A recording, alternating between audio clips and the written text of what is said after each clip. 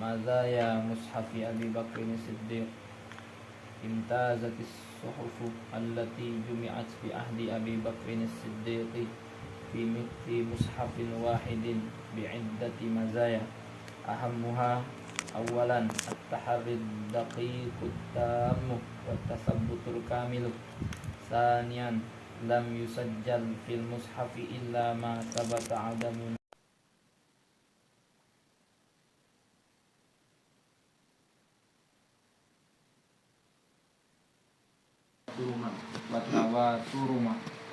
wa tawaturu ma sujjila fihi minal ayatil qur'aniyati. Rabi'an syumulul mushafi lil qira'atis sab'i allati nuqilat bin naqli tsabitis sahihi. Wa hadhil mazaya ja'alatis sahabata yalhijuna bis sana'il 'atiri ala Abi Bakrin Siddiq haitsul Qur'anil Karimi minad dhaya'i. Wa dzalika bitaufiqin minallahi azza wa jal wa madadin min 'indihi. Wa qad qala Ali ibn Abi Thalib karramallahu wajhah a'zamun nasi fil mushafi ajran Abu Bakrin rahmatullahi ala Abi Bakr fil masahifi ajran Abu Bakrin rahmatullahi ala Abi Bakrin huwa awwalu man jama'a kitaballahi wa laqad asbaha jam'ul qur'ani munqabitan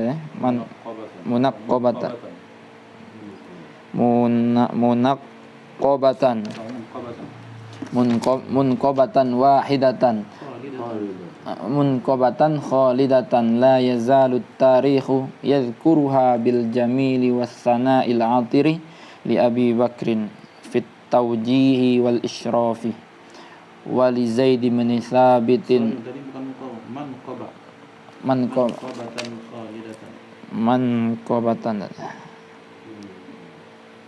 manqabatan khalidatan la yazalu tarikhu yadhkuruha bil jamili was sana'i al atiri li Abi Bakrin fit tawjihi wal isyrafi wa li Zaid bin Tsabitin fit tanfidhi wal amali ridwanullahi alaihim ajma'in. Wa jumi'al Qur'anu fi mushafin wahidin fi ahdi Abi Bakrin wa jam'ul Qur'ani fi mushafin wahidin fi ahdi Abi Bakrin la ya'ni anna sahabata ridwanullahi alaihim lam yakun ladaihim masahifu katabu fiha al-Qur'ana min qablu fa inna dhalika la yunafi an yakuna li ba'di sahabati mushafun khassun walakin hadhil masahifu lam tulfar bima dhafara bihi mushafu Abi Bakrin min diqqatil bahthi wat taharri wal iktisari ala ma lam tunsakh tilawatuhu wa min bulughihi haddat tawaturi wa min ijma'il ummati alaihi wa min syumulihi al ahrufis sab'ati wa min syumulihi lil ahrufis sab'ati al qiraatis sab'i kama taqaddama fahadha aliyun radhiyallahu anhu ka'anna lahu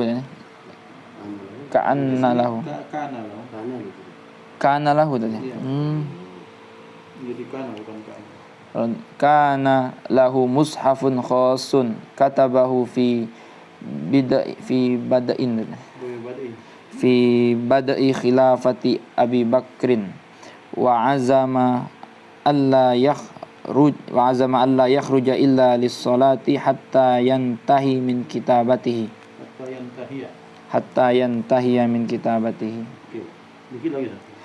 Rawa as-Suyutiyu an Muhammad ibn Sirin an Ikrimata annahu qala lamma kana bada'a. Ini ada Imran yang anggota 1000.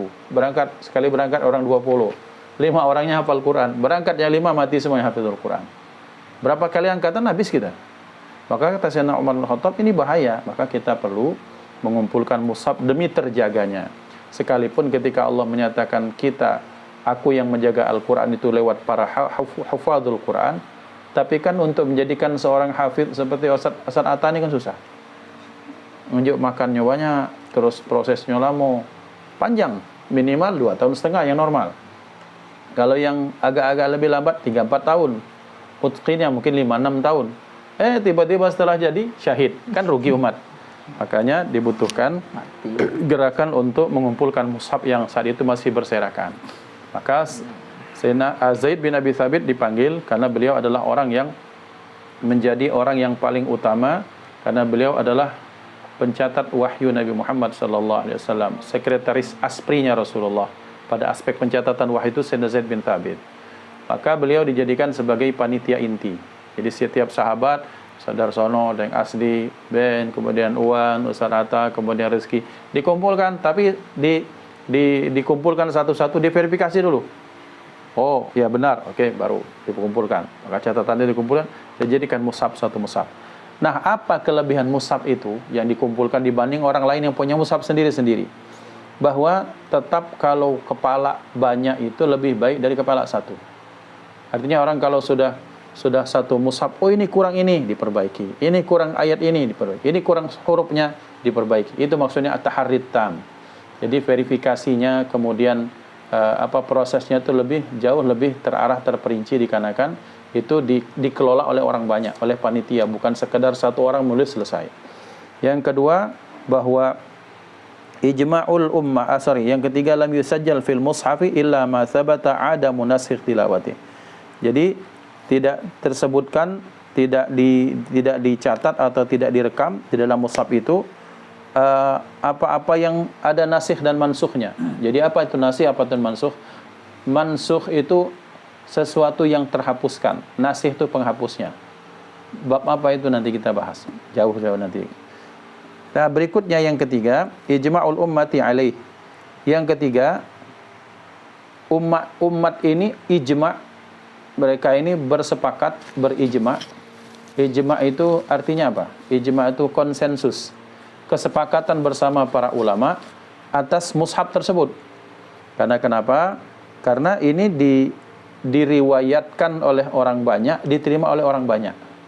Artinya begini, bahwa dalam proses tadi kan banyak yang datang. Oh, kemudian disaksikan oleh Sayyidina Abu Bakar, Sayyidina Umar, Sayyidina Utsman, Sayyidina Ali, orang-orang ahli Quran, sahabat-sahabat terdekat. Oh, ini begini, dikumpulkan jadi satu. Jadi artinya verifikasinya jelas, kemudian dipersaksikan, diterima, dan disampaikan kepada orang banyak. Itu menjadi sesuatu yang disepakati bersama-sama. Nah, kemudian selanjutnya syumulul mushafi lil qiraati sab'i allati nuqilat bin naqli ats-tsabit as-sahih. Ketika mushaf itu dikumpulkan, maka ketika pencatatan itu tercatat, maka mushaf itu tidak ada penambahan, tidak ada pengurangan, tetapi dia masih bisa menerima kemungkinan untuk dibaca dengan al-qira'atus sab'ah, dengan 7 cara dialek membaca. Apalagi zaman dulu Al-Quran, ayat-ayatnya dulu kan ditulis dengan huruf yang belum ada titik, belum ada baris. Kalau belum ada baris ini kan enak kan? Belum ada baris ini orang bisa membaca ihdinas shiratal mustaqim dibandingkan ihdinas shiratal mustaqim. Ada riwayatnya. Kemudian misalnya ayahsibu. Kemudian tasa'aluna misalnya. Itu masih mencakup itu. Jadi ini mushaf ini bisa menerima kemungkinan qira'atus sab'ah dengan cara membaca yang berbeda. Ini kelebihan mushaf Sayyidina Abu Bakar Siddiq. Nah, kemudian atas kelebihan-kelebihan inilah maka kemudian para sahabat yang lain itu memuji gerakan ini. Mereka mendukung sepenuhnya bahwa gerakan ini adalah gerakan yang bagus. Kemudian mereka memberikan pujian kepada Sayyidina Abu Bakar dengan pujian yang Masya Allah luar biasa. Karena kenapa? Satu, ini menyelamatkan dari kemungkinan hilang Al-Quran itu hilang, terlewatkan. Kan di dalam ilmu hadis itu atau Al-Quran itu kan, al-hifdhu itu kan ada 2. hifdzus sudur, ada hifdzus sutur. Hifdzus sudur itu Al-Quran dijaga di dalam hati melalui para penghafal Quran. Hifdzus sutur artinya Al-Quran dijaga berdasarkan catatan-catatan. Kapan-kapan ini mudah-mudahan kita dikasih izin Allah, kapan apa hari libur, kita minta izin ke Ustadz Haji Kemas Andi Syarifuddin. Ustadz Andi Syarifuddin itu beliau punya mushaf Al-Quran yang itu tulisan tangan. Dari zaman-zaman Melayu itu beliau ada beberapa, beliau ceritakan di samping naskah-naskah manuskrip buyut beliau Syekh Abdul Somad Palimbani kan. Dia zuriat Syekh Abdul Somad. Jadi beliau banyak kitab-kitab yang kuno, salah satunya mushaf Al-Quran, ada kan yang bertintakan emas atau ada hiasan emas itu. Nah, itu contoh bahwa itu namanya hifdzus sutur. Al-Quran itu dijaga dengan pencatatan. Nah, jadi ini yang dijadikan oleh para sahabat sebagai pujian mereka untuk Sayyidina Abu Bakar As-Siddiq. Dan tetap bahwasanya itu semua berdasarkan taufik daripada Allah Subhanahu wa taala. Jadi Sayyidina Abu Bakar itu adalah kira-kira pelopornya, yang berikan usul Sayyidina Umar, pelopornya, pin pro-nya, bahasa kita pin pro-nya adalah Sayyidina Abu Bakar As-Siddiq. Kemudian tim eksekutornya Sayyidina Zaid bin Thabit beserta tim yang lain. Sayyidina Zaid bin Thabit, kemudian Salman Al-Farisi, kemudian Sayyidina Ali bin Abi Thalib dan lain-lain, itu kan jadi panitia. Karena mereka para hufadzul Quran juga yang mereka punya catatan-catatan khusus tentang Al-Quran. Maka untuk hal itulah kemudian Sayyidina Ali bin Abi Thalib menyatakan a'dhamun nasi fil masahifi ajran Abu Bakrin. Orang yang paling agung, paling besar pahalanya kalau dilihat pada aspek mushaf ini, ya Sayyidina Abu Bakar. Sebenarnya kalau mau dilanjutkan lagi Sayyidina Umar juga. Karena usul dari beliau kan. Kenapa? Karena kata Sayyidina Ali bin Abi Thalib bahwa seluruh mushaf yang ada entah di zaman beliau atau yang sampai sekarang, ya inisiatornya itu kan pimpinan proyeknya Sayyidina Abu Bakar. Atas proyek yang besar ini dikumpulkan Al-Quran, dijadikan satu mushaf, kemudian dilihat standarisasinya bagaimana. Wah, ini tak terima ditinggalkan. Maka ini diterima, maka dikumpulkan jadi satu. Dan itu yang kemudian dijaga sampai Sayyidina Sayyidina Umar kemudian ke Siti Hafsah kepada Sayyidina Utsman ibn Affan. Jadi lihat bahwa orang yang paling besar pahalanya pada aspek Al-Quran, pada aspek mushaf, menjaga mushaf itu adalah Sayyidina Abu Bakar. Atas inisiasi beliau untuk mengumpulkannya pada satu mushaf. Mari kita bayangkan bahwa misalnya begini, tidak adanya usulan dari Sayyidina Umar bin Khattab, entah kapanpun itu kemudian ketika semakin lama Al-Quran itu misalnya tak dikumpulkan dalam satu mushaf, maka boleh jadi karena hawa nafsu, yang kedua karena kepentingan dialek sukunya, yang ketiga lebih parah karena percampuran orang ajamnya, maka ditakutkan ada penambahan dan pengurangan pada mushaf. Kira-kira kalau kita pengandaian begitu ya. Tapi karena Allah memang, maksudnya gimana? Ya kadang-kadang orang ini kan kita lihat saja bahwa sesuatu itu kalau berdasarkan hawa nafsu kadang ditambah-tambahnya. Orang sudah nggak takut lagi sama ayat Quran, sama hadis Nabi. Buktinya banyak hadis maudhu, hadis palsu. Hadis yang dipalsukan. Nah ini saya dengar Rasulullah, padahal nggak ada Rasulullah ngomong kayak gitu. Itu kan berani-berani, karena kenapa? Karena dia pengen ketika dia ngomong gitu, wah ini orang ahli hadis, nerima langsung Rasulullah, jok duit ini, kepentingan syahwat, kepentingan duniawi. Dan bayangkan Allah memberi atas taufik Allah itu kemudian mengilhami Sayyidina Umar kemudian meyakinkan Sayyidina Abu Bakar, beliau dapat ilham daripada Allah, kemudian mereka meyakinkan Sayyidina Zaid bin Thabit untuk itu, dan beliau pun menerima itu. Ya, jadi kita baca mushaf, kemudian orang memproduksi mushaf berjuta-juta sekarang, dibaca sampai mati, orang paling besar pahalanya siapa? Sayyidina Abu Bakar As-Siddiq radhiyallahu anhu. Huwa awwalu man jama'a kitab Allah, karena beliau adalah orang yang pertama mengumpulkan kitab Allah Subhanahu wa taala. Kemudian selanjutnya, maka jadilah Al-Qur'an yang diturunkan itu menjadi satu paket yang kemudian Al-Qur'an itu menjadi sesuatu yang dipuji para ulama. Kemudian yang itu memang berdasarkan atas tahtal isyraf, atas pengawasan Sayyidina Abu Bakar As-Siddiq radhiyallahu anhu. Sementara Sayyidina Zaid bin Thabit itu menjadi tim pelaksananya. Nah, maka di sini dijelaskan bahwa tapi sekalipun seperti itu kata beliau, sekalipun mushafnya itu kemudian sudah ada, apakah kemudian sahabat-sahabat tak menulis mushaf? Ada sahabat yang menulis mushaf sendiri. Seperti Sayyidina Ali bin Abi Thalib, beliau mempunyai mushaf sendiri yang beliau tulis. Itu beliau tak pernah keluar pada ayam khilafah Sayyidina Abi Bakar.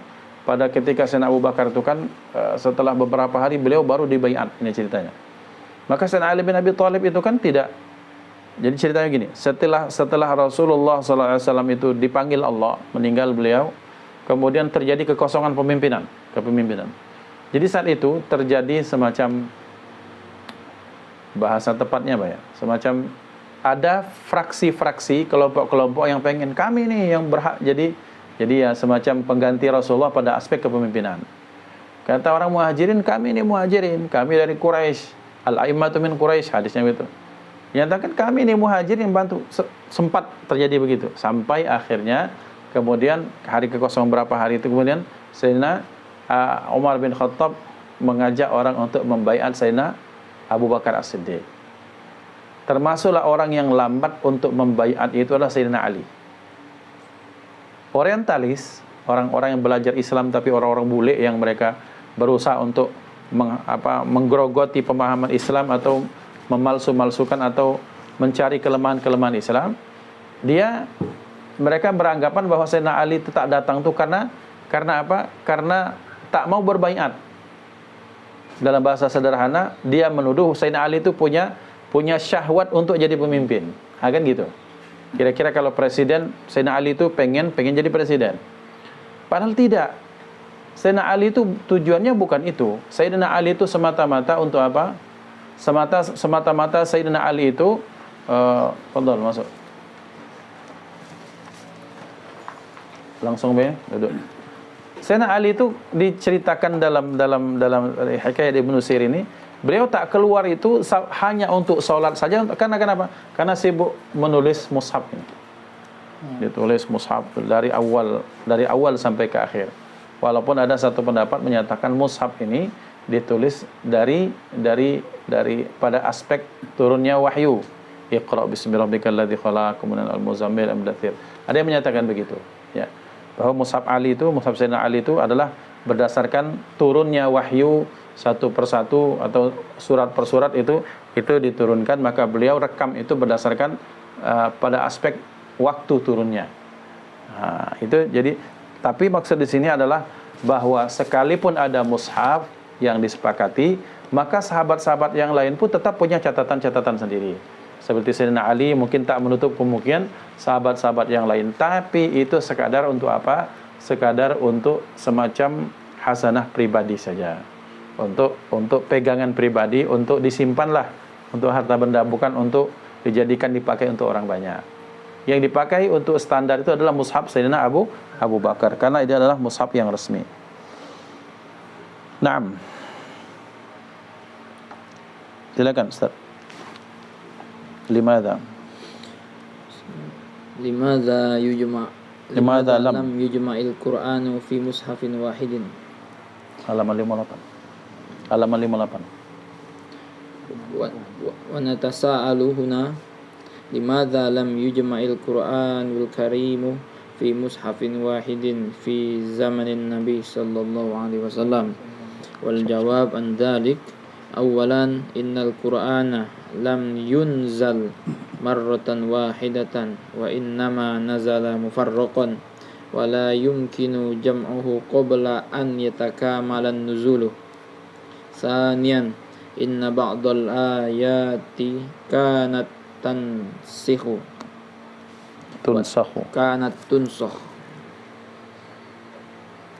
wa idza kana al-Qur'anu urdatan lin naskhi fa kaifa yumkinu an tajma'a fi mushafin wahidin. Sadisan inna tartibal ayati was suwari lam yakun ala hisabin nuzuli faqat tanzilu ba'dul ayati fi awakhiril wahyi bainama yakunu tartibuha fi awailis suwari al-karimati wa hadha yaqtadi taghyirul maktubi. Rabi'an kanatil muddatu baina nuzuli akhiri ma nazala wa baina wafatihi sallallahu alaihi wasallam qasiratun jiddan wa qad taqaddama qasiratan jiddan wa qad taqaddama fil faslil awwal anna akhira ma nazala minal qur'ani qauluhu ta'ala wattaqu yawman turja'una fihi ila Allah ila akhiri al-ayah. Waqad intaqala Rasulullah sallallahu alaihi wasallam ila jawari rabbih ba'da nuzuliha bi tis'i layalin fal muddatu idan qasiratun wa la yumkinu jam'uhu qabla takamulin nuzuli. Khamisan lam yujad min dawa'il jam'i fi mushafin wahidin mislama wujida fi ahdi Abi Bakrin faqad kana al-muslimun bi khairin wal qurra'u katsirun wal fitnatu ma'munatun bi khilafi ma hasala fi ahdi Abi Bakrin min maqtalil huffazi hatta khafa ala daya'il qur'ani wal khalasatu innal qur'ana law jumi'a fi mushafin wahidin wal halu ala ma dzakarna lakana al qur'anu urdatan lit taghyiri wat tabdili kullama waqa'a naskhun aw hadatsa sababun ma'a anna adawatil kitabati lam takun maysuratan wadh-dhurufu la tusa'idu ala tarkil mushafil qadimi wal i'timadu 'ala al-mushafil jadid li'annahu la yumkinu an yakuna fi kulli shahrin aw yawmin mushafun yajma'u kulla ma nazala minal qur'ani walakin lamma istaqarra al-amru bi khitamit tanzili wa wafatir rasuli wa uminan naskhu wa urifat tartibu amkana jam'uhu fi mushafin wahidin wa hadza ma fa'alahu al-khalifatur rasyidu Abu Bakrin As-Siddiq radhiyallahu anhu wa jazahu 'anil Qur'ani wal muslimina khairul jazaa. Amin. Baik, di sini ada pertanyaan. Limadza lam yujma'il Qur'anu fi mushafin wahidin? Kenapa Al-Qur'an itu tidak dikumpulkan saja pada satu mushaf? Maksudnya pada era Nabi. Kan ini terjadi pada era siapa? Sayyidina Abu Bakar. Sementara Sayyidina Abu Bakar itu artinya ada jeda waktu antara Rasulullah dan Sayyidina Abu Bakar. Maka ada pertanyaan wa natasa'aluhuna, dan kita bertanya-tanya di sini dalam konteks ini, kenapa Al-Qur'an tidak dikumpulkan itu pada satu mushaf pada zaman Nabi Muhammad sallallahu alaihi wasallam? Ya nanya kita kan gini ya, turun wahyu terus kumpulin jadi mushaf kan. Ngumpul-ngumpul sekarang lah antum nyatat kaget jadi khulaso, jadi buku plek selesai kan begitu. Pikiran kita pasti begitu kan. Maka dijawab awalan innal qur'ana lam yanzil marratan wahidatan wa innama nazala mufarraqan. Pertama, balasan jawabannya adalah bahwa Al-Qur'an itu turunnya itu ya berangsur, bukan sekaligus. Beda dengan kitab terdahulu. Dalam riwayat kitab terdahulu itu datang atau diturunkan sekaligus. Al-Qur'an ini ya fatrahnya itu masanya itu 23 tahun atau 22 bulan 22 tahun 11 bulan sekian hari gitu kan. Artinya itu butuh waktu lama. Datang turun 5 ayat, kadang 1 surat pendek, kadang setengah surat, kadang bahkan cuma 1 atau 2 ayat. Itu jadi itu tak mungkin dikumpulkan karena rentang waktu terakhir baru bisa dikumpulkan kan gitu. Satu. Kemudian yang kedua, inna ba'dal ayati kanat tunsakhu wa idza kana al-Qur'anu 'urdan lin nasifa kaifa yumkin an tujma'a fi mushafin wahidin. Yang kedua, ada dalam konsep akidah Ahlussunnah wal Jamaah ada ayat-ayat yang semulanya ada tapi kemudian dihapuskan. Az-zaniyatu waz-zani atau asy-syaikhatu wasy-syaikhatu idza zaniya farjuhuma albattah. Jadi pezina kalau dia sudah tua, laki-laki dan perempuan, maksudnya sudah kakek nenek, maka rajam keduanya. Nah itu sempat ada kemudian dihapuskan. Jadi artinya ada dalam ulumul Quran ada ayat dia dulunya ada, kemudian akhirnya turun penghapusnya. Nah, yang dihapus ini namanya mansukh. Penghapusnya namanya nasikh. Prosesnya itu namanya nasakh, gitu. Naskhul Quran. Nah, kita pendekkan Pak itu. Intinya adalah, nah kalau ada konsep yang datang kemudian hapus, ya ada penghapus, ada yang dihapus, ya tak mungkin disebutkan bersamaan kan? Ada proses yang dihapus dulu datang, baru penghapusnya datang kemudian toh. Nah itu tak mungkin bisa menjadikan Al-Quran sebagai satu mushaf dikumpulkan. Itu yang kedua. Yang ketiga, inna tartibal ayati was suwari lam yakun ala hisabin nuzul faqad tanzilu ba'dul ayati fi awakhiril wahyi bainama yakunu tartibuha fi awailis suwaril karimati. Jadi tertib susunan surat dan ayat itu kan tak berdasarkan turunnya wahyu, tetapi berdasarkan tauqifi, amrun tauqifi, perintah atau arahan dari baginda Nabi Muhammad sallallahu alaihi wasallam. Letakkan ayat ini setelah ayat ini, letakkan ini setelah ini, surat ini setelah ini. Itu dari Nabi. Bukan Sayyidina Abu Bakar, kata Sayyidina Abu Bakar, biar keren nih kita tulis Al-Fatihah, Al-Baqarah, Ali Imran, An-Nisa, Al-Maidah terus sampai Qisarus Suwar, sampai Juz Amma. Bukan Sayyidina Abu Bakar. Itu yang menuliskannya atau mengarahkannya itu adalah baginda Nabi Muhammad sallallahu alaihi wasallam. Nah, ketika tertib atau urutan ayat dan surat itu tidak berdasarkan turunnya wahyu, bahkan terkadang ada ayat yang dia itu turunnya terakhir tapi diletakkan pertama. Nah, surat ayat terakhir ayat apa Ustaz? Wattaqu yawman. Ya. Surah Al-Baqarah, wattaqu yawman turja'una fi ila Allah tsumma tuwaffa kullu nafsin ma kasabat wa hum la yuzlamun. Itu di surah Al-Baqarah. Tidak mungkin mengumpulkan Al-Baqarah, ada yang ketinggalan nih. Ayat yang ini, dua ayat yang ketinggalan ini. Maka mestinya nunggu dulu selesai semua baru dikumpulkan dalam mushaf yang dalam satu mushaf kan. Maka karena turunnya itu berdasarkan kadang satu kelompok surat, kadang satu kelompok ayat, kadang satu surat penuh. Maka kemudian kadang ada ayat-ayat terakhir diletakkan, peletakannya kata Rasulullah letakkan pada surat-surat pertama. Maka itu tak memungkinkan dikumpulkan dalam satu mushaf di masa Rasulullah sallallahu alaihi wasallam. Yang keempat, kanatil muddatu baina nuzuli akhir ma nazala wa baina wafatihi qasiratan jiddan.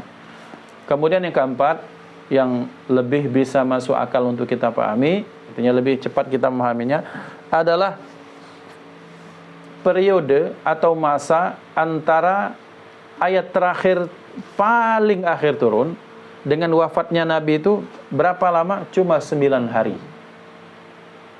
Tis'a layalin. Cuma 9 malam saja.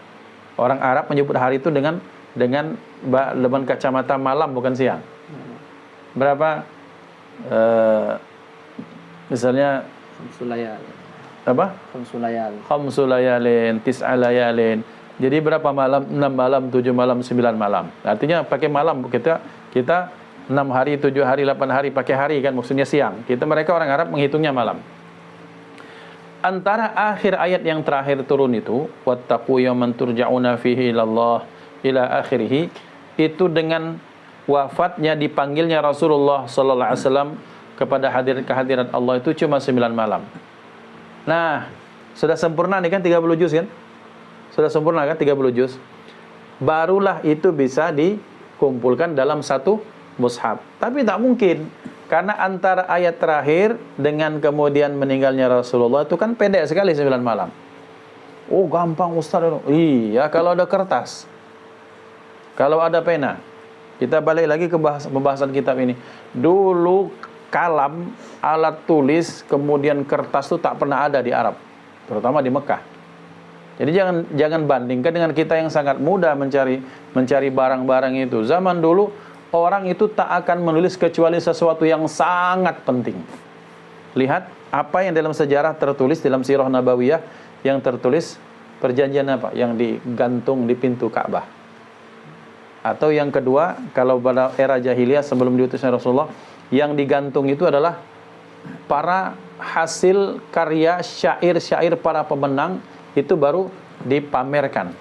Selebihnya mereka tak ada pencatatan secara khusus, karena apapun yang terjadi mereka akan ingat sebagai satu memori, dihafalkan dengan hafalan. Jadi tradisi zaman itu adalah tradisi penghafalan, bukan tradisi penulisan yang kuat.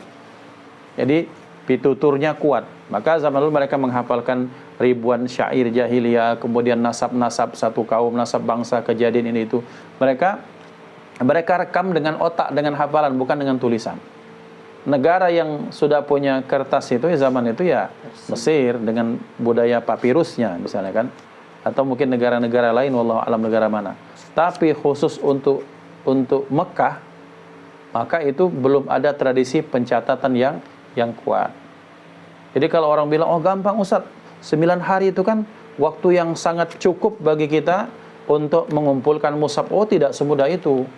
Bahannya kita tak punya. Ayatnya ada, nak ditulis di mana? Dengan dipelepah-pelepah kurma. Karena memang kertasnya tidak ada zaman itu.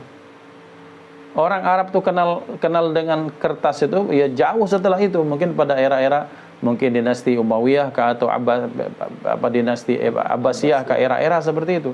Sebelum itu era Rasulullah belum dikenal pencatatan dengan pencatatan seperti kita. Jadi 9 hari itu, 9 hari 9 malam adalah waktu yang rasanya dalam hitungan otak mustahil kita mengumpulkan mushaf dalam satu mushaf. Jadi kembali kepada pembelajaran bahwa kita bersyukur bahwa mushaf itu sudah terkumpul di satu tempat seperti sekarang. Sudah dikodeks, sudah dikodifikasi, kemudian dijilid lagi, diperbanyak, dicetak dengan tulisan yang indah. Antum baca, buka nanti ada Dalailun Nubuwah atau kitab-kitab yang membahas tentang Al-Quran misalnya, itu kita lihat bahwa tulisan Quran itu tak seperti kita, memang ya jahat, jelek lah tulisannya. Belum ada titik, belum ada baris, tidak jelas lah kira-kira. Kenapa? Ya karena memang satu, mereka dengan budaya penulisan itu asing itu orang Arab saat itu.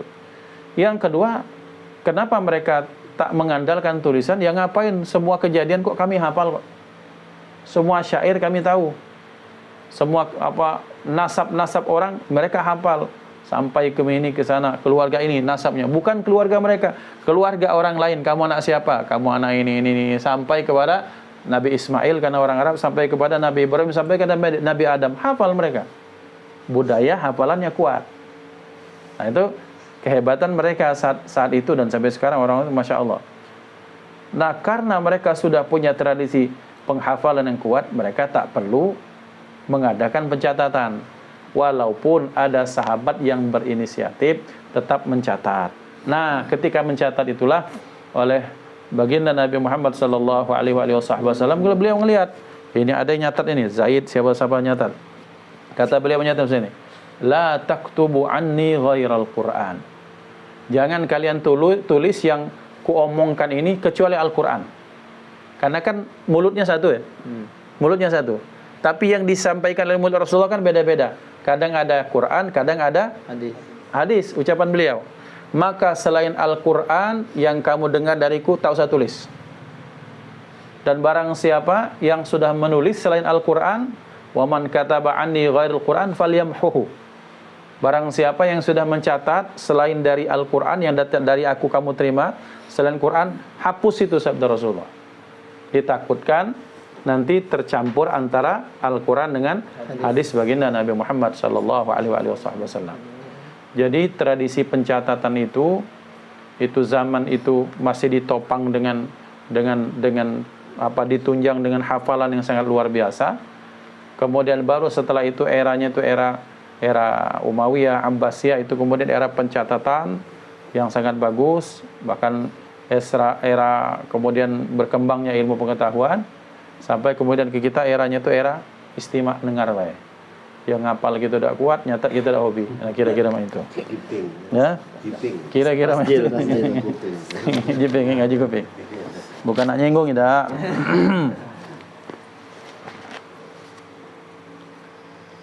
Kemudian selanjutnya yang khamisan.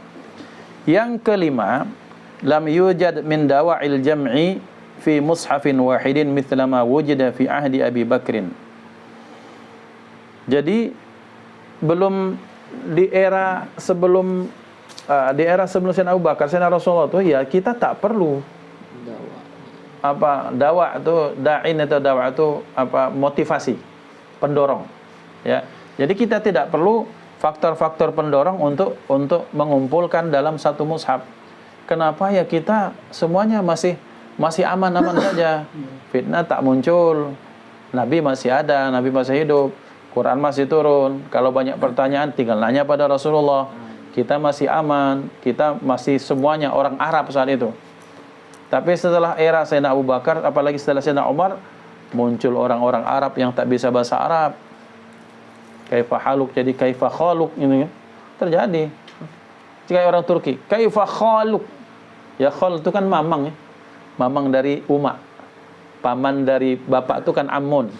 Kalau khalun itu paman dari ibu. Jadi kalau kaifa khaluk itu artinya apa kabar pamanmu? Ya, jawab sama orang, pamanku baik-baik saja. Padahal maunya kaifa haluk ha. Tapi ada orang-orang yang tak bisa mengucapkan ha, dia jadi kha.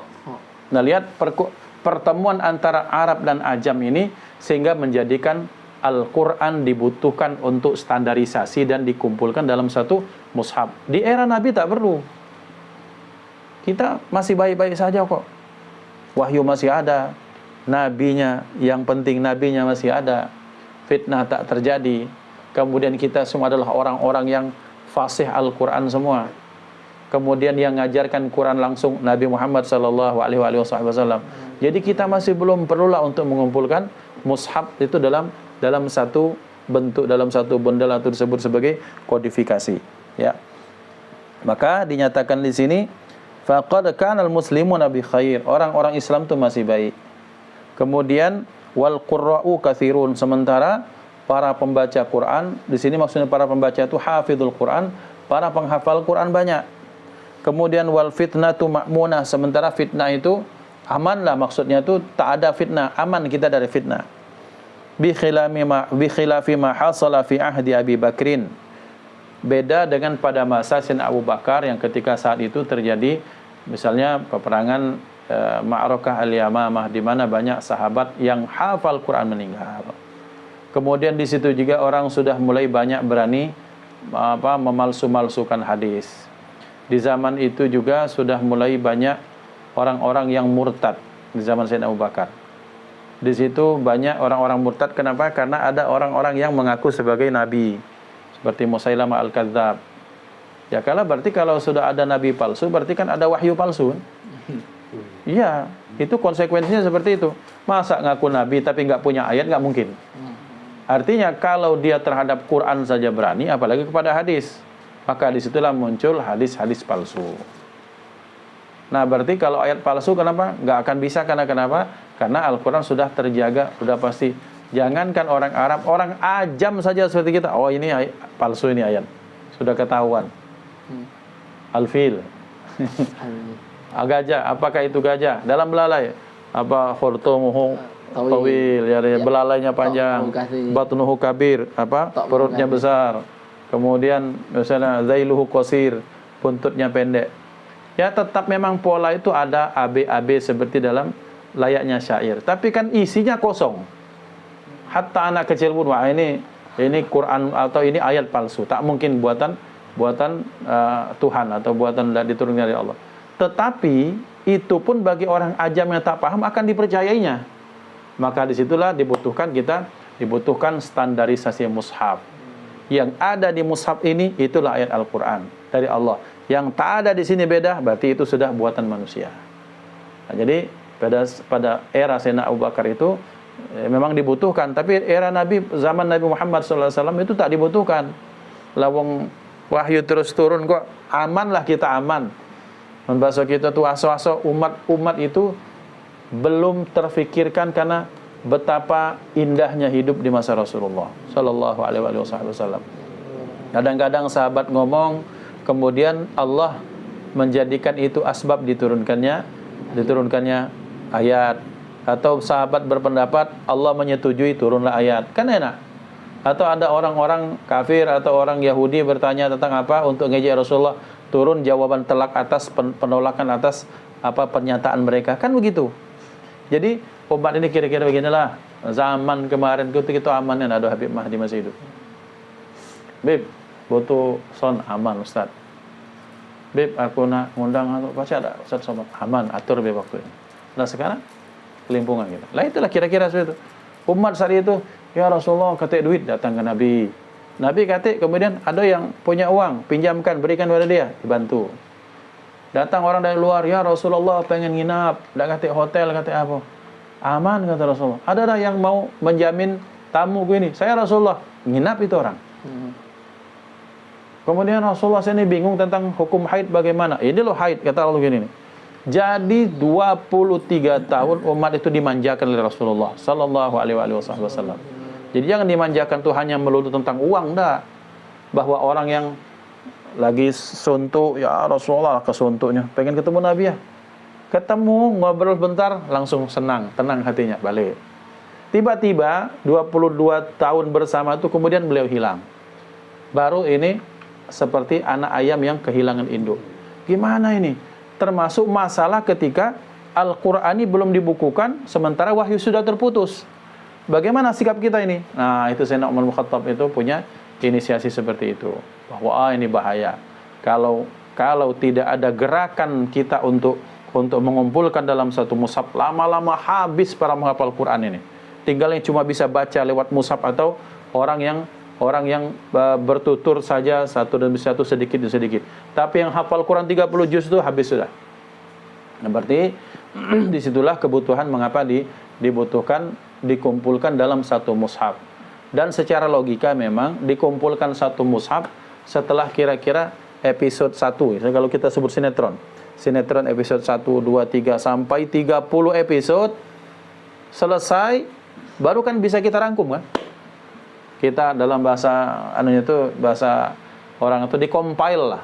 Itu file 30 file itu dijadikan satu.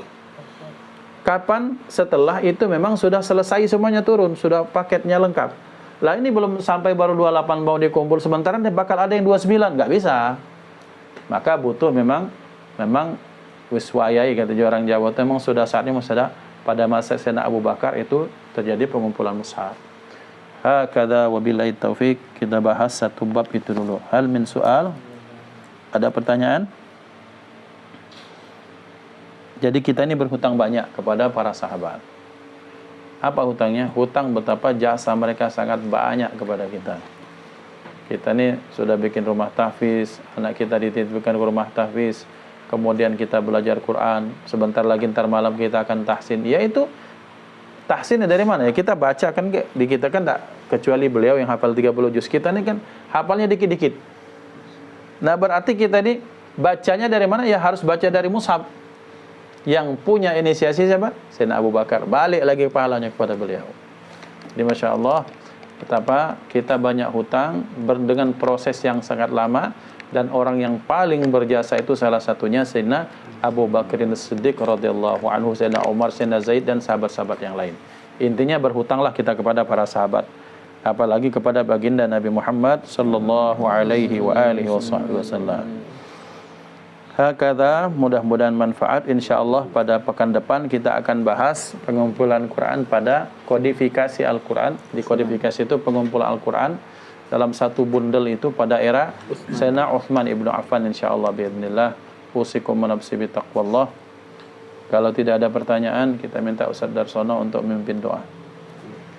Astagfirullahaladzim, astagfirullahaladzim, astagfirullahaladzim. Alladzi la ilaha illa huwal hayyul qayyum wa natubu ilaih.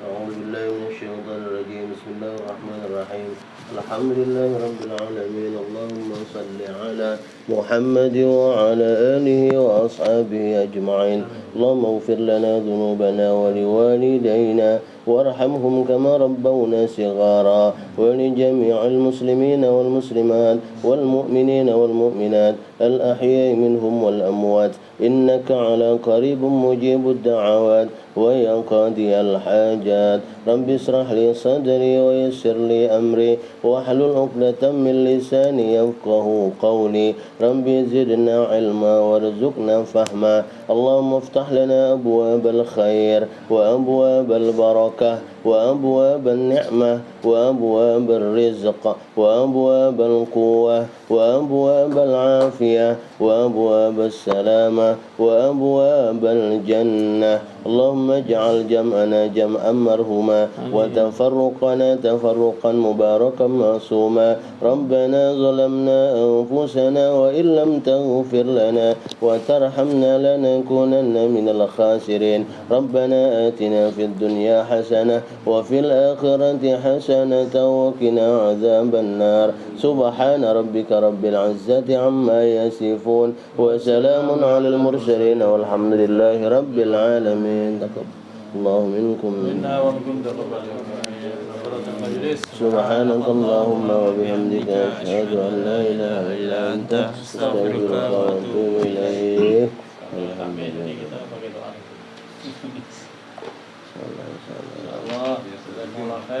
بارك الله فيكم